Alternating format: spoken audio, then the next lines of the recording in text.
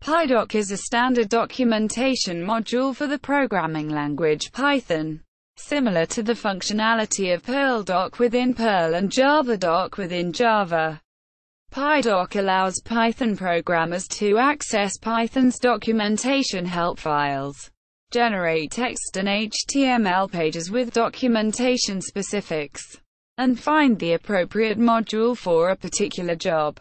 Pydoc can be accessed from a module-specific GUI, from within the Python interpreter, or from a command-line shell, developed by Carping.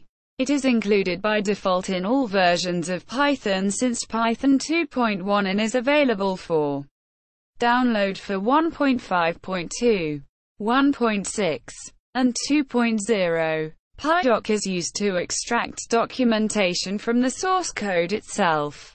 More comprehensive documentation is generated from external restructured text documents using the Sphinx documentation system SIA. See also comparison of documentation generators.